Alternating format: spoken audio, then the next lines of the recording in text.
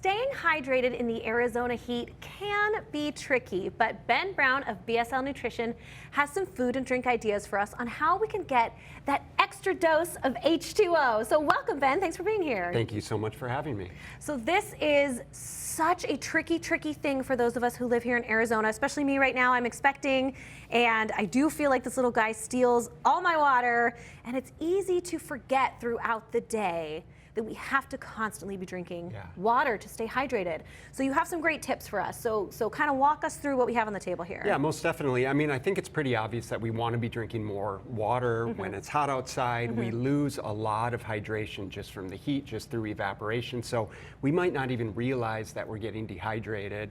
And even if we're drinking the same amount of water that we normally drink. So increasing your hydration, but it's not always good enough to just drink water, especially bottled water. What we need to understand is that we also need to have electrolytes. In particular is the minerals, sodium, magnesium, potassium, that help with the absorption of the water. So it's important to make sure that we're eating a nutritious diet, that we're getting a lot of fruits and vegetables and whole grains, because we get a lot of the minerals from there. However, we can also add electrolytes to our water, and so this is one of our more popular and enjoyable electrolyte drinks that you can simply just add to your water. It's going to help with the hydration, especially when it's not always included in the reverse osmosis or purified waters. Right.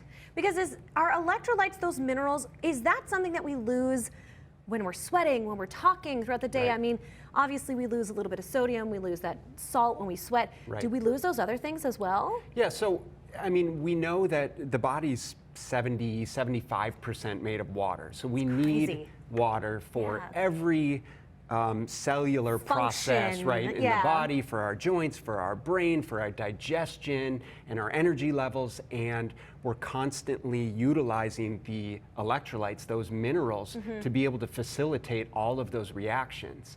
And so absolutely, as we lose water, we lose electrolytes, which is so important for them to be replaced, like I said, not just through water, but water with the minerals as well as healthy food. Okay, so walk us through some of these foods, because everything on this table looks beautiful. So if I'm eating an apple, I'm getting water? Yeah, and so many of the foods that we consume are mostly water. And I think a common misconception is that we need to be drinking a certain amount of water. In general recommendations, 8 cups a day or whatever it is. 8 cups a day. We generally say about half of your body weight in ounces of water.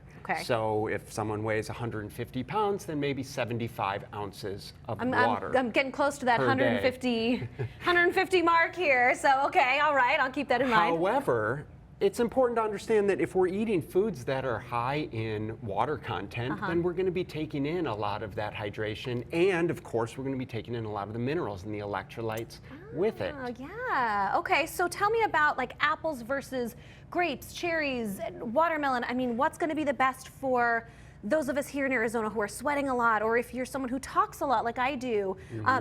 Across the board, are they all kind of the same, or should I go for more of one? You know what? I think whatever you enjoy is the most important. If we're consuming more nutritious food, that's going to be valuable. What we don't have on display here is there's a lot of vegetables that have a ton of water content. Think like cucumbers, think celery, lettuce.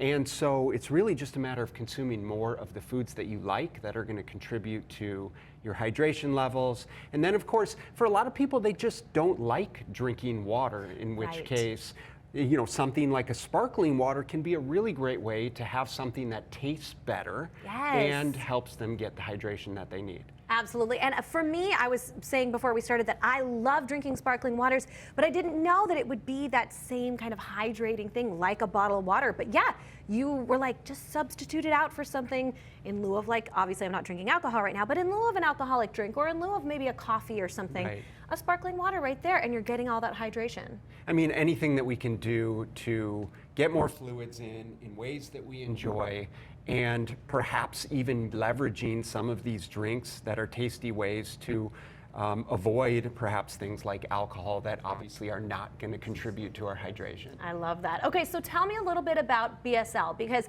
you have so many great tips for us here on hydration, but also what about people who want to work with you? Absolutely. So we're an online nutrition and fitness coaching company. So we work with individuals all over the world. Oh, wow. And we help busy individuals change their belief system around what it means to be healthy. And so we have a systematic process that we help them do that, which really leverages the science of data collection. So we look at food, we look at calories, we look at macro and micronutrients, we leverage the psychology of behavior change, so helping people make change in realistic ways, and then of course the art of coaching to help them make those changes over the long term. I love that. You guys make it nice and easy for everybody. And I love that you work with people across the world. And so you're local here to Arizona, but yep, you really have that broad reach. So that's so awesome. Ben, thank you so much. Tell us a quick website where everybody can find you. It's bslnutrition.com. Love it. Nice and easy. All right. Well, thank you so much.